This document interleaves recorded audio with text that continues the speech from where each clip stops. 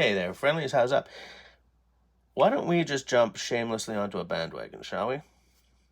You might recognize that. That is ChatGPT. Give me a second. Ask me 3 questions about bushcraft knife safety. Certainly, here are 3 questions about bushcraft knife safety. Question 1, what are some essential safety measures to follow when using a bushcraft knife in the outdoors? 2, can you explain the proper technique for handling a bushcraft knife to minimize the risk of accidents or injuries? 3, when choosing a bushcraft knife for outdoor activities, what specific features or characteristics should you consider to ensure safe and effective use? Okay then. Is that solid? No? Okay. So for that first question, what are some essential safety measures to follow when using a bushcraft knife in the outdoors? Okay. Wait, let me get a piece of wood. Okay. Couple of things. I'll do this with the knife in the sheath. Now, this is kind of repetitious of a video that I did with Camille last year, I believe it was. But I'm really just testing out the ChatGPT as kind of a content generator, okay? So bear with me.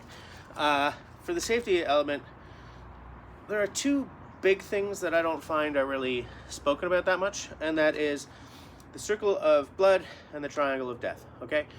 Circle of blood is you take your hand, you go as far around you as you can, okay? Switch your hand. Anything within that circle is in danger if you slip. So don't have anyone within that circle. In fact, I would go about a half meter or like a foot beyond that. Triangle of death is you're whittling. You don't want to be whittling between your legs, especially if you're sitting like cross-legged on the floor or something. This isn't where you want to be going because your triangle of death is right here. Cutting yourself in here means you can bleed out because there are some very vital veins and arteries and stuff on the inside of the legs. That's why good practice has it. Here's a twofer. Good practice, if you're whittling, try to do it off the side of your leg, right?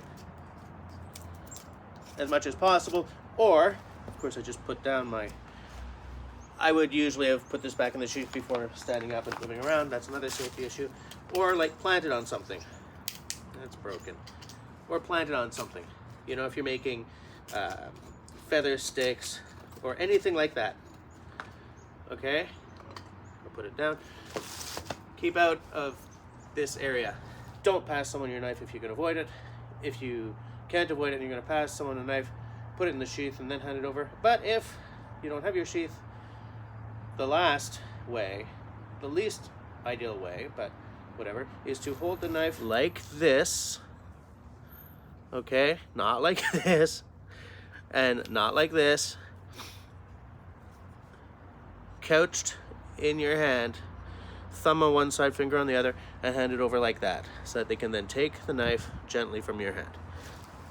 I have also cunningly put myself right close to my sheath so I can put the knife back away. Those are just a few little safety points. Second question is, in terms of knife handling, can you explain the proper technique for handling a bushcraft knife to minimize the risk of accidents or injuries? Well, part of that is what I just showed you about handing the knife over. Another element is, as I said, to always have the sheath close at hand. Basic handling, okay? You got to get a good grip on this thing. Look what I'm doing. All right, I'm not holding it back here. There are, like, if you have a long enough lanyard and you want to use it for chopping, you can hold it further back with the lanyard around your wrist. But I don't do that. I have an axe, okay? Right? So shake hands with it, wrap them around all the way, and like really hold on to it, okay? You want to be able to move it around, right? Like, you don't want to give yourself carpal tunnel or anything, but you want it to be strong enough that when you're using the knife, you have solid contact with the entirety of the handle, okay? If you're doing like the lever thing, right, you turn it around, you still have to have a fairly good grip on it, especially because you're powering through large chunks. And I just looked at the camera while using this, but keep your eye on the knife, because control is crucial when using any kind of bushcraft implement. And control comes from a couple of things. One, watching what you're doing all the time, right? You're not like, I don't know, trying to make a tent peg and yapping with your buddies. Please note, as I looked over there, I stopped moving the knife. You know, you're keeping your eye on the ball, or on the prize, or whatever that saying is, and making sure that you know where the knife is going at all times. I'm finished. The knife goes back in the sheath.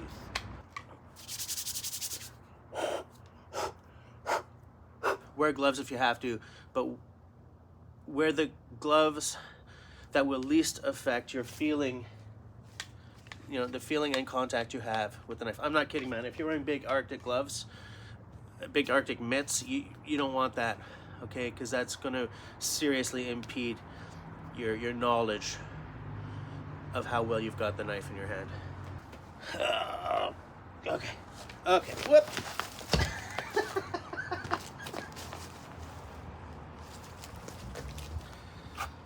Another safety point is don't use a knife on something this tippy, okay? You got to be solidly placed, because if that went over while I was whittling, that could have been bad. So I'm going to leave that in because it's important knowledge. Question 3. When choosing a bushcraft knife for outdoor activities, what specific features or characteristics should you consider to ensure safe and effective use? The first thing is know your environment and choose your knife accordingly, okay? This is a Falkniven F1. It's a Swedish knife. It's made with wintertime in mind, okay? So not only is it's stainless, so not much rust or anything, but it's designed for use in cold weather, okay? This Zytel, no, the sheath is Zytel. I don't remember what the scales are made of, but it's not a knife that gets really frigid in the hand. It is a little cold, I'll tell you, because, you know, -6. But it's designed for use with cold hands, okay? See this little guy here? You unsnap. There's nothing fancy here. It's just a simple nylon strap with a snap. And you push there so that even if your hands are a little cold, it's easy to get it out, okay? Another thing is, especially in the cold like this, my philosophy is flat-sided scales, Coke bottle, or whatever. In any case where your hands might get a little cold, you want to be able to pick up your knife and immediately know the orientation. I immediately know when I pick this knife up what the orientation is. Sometimes with a round-handled knife, you know, you don't. You got to worry about your hands being a little numb, like they are right now. Another thing is, in weather like this, you don't want anything that's too finicky to use, right? That's like, I chose this on purpose because this is very non-finicky, right? It doesn't have like a leather sheath that goes all the way up to there that you have to sort of, you know, those your typical bushcraft, sort of the woodlore style, you know, you gotta make sure you grab the end, because the leather sheath comes all the way up. No, this is simple. You grab, it's long enough that you can just grab, take it out, and do that. All right. I'm doing this as a winter-themed episode because it's cold out here. One thing that might actually be helpful in this kind of weather is a knife with something bigger to block than this one has. That's why, like, I think it's Hella, the children's knives have like a cross, whatever that cross guard is called. Sorry. Something like that might actually be good in weather like this, or especially if you're the type who likes to, you know, split wood by putting it down and, like, I'm not going to do it because cold hands, but like pound and then sort of twist. That's dangerous at the best of times, and when your hands feel like mine do, you can easily because you're not going to get the kind of grip you have in the middle of the summer. You're not, right? So you can easily,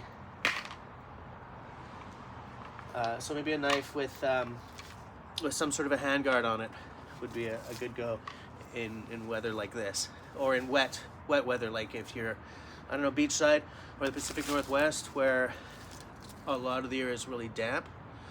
In cases like that, I also see that a non-rusting knife with handle material that doesn't get slippery when it's wet would be ideal. Again, these felt knives are not pretty, but they're so good at so many of the things I'm talking about, right? This handle gets wet, it don't matter. I still got a good grip on it. Hole at the bottom of the sheath. That's important if your knife gets all wet, or you get, you fall out of a canoe or something. You got your knife on there and it's still draining. You don't have to find a sunny rock and put a leather sheath and wait for everything to dry out. So yeah, I guess that's all she wrote. Thanks for hanging out with me for this little experiment. As I always say, if you like this video, please do the following 3 things. 1, comment down below. You want to see more stuff like this, where I let the oracle tell me what to do. 2, share this video as far as you can. That helps me more than you could possibly imagine. 3, give me a smiley thumb. If you don't like what I'm doing, that's all right. Give me a frowny thumb. And if you want to see the other knife safety video I did with Cody last year, check it out.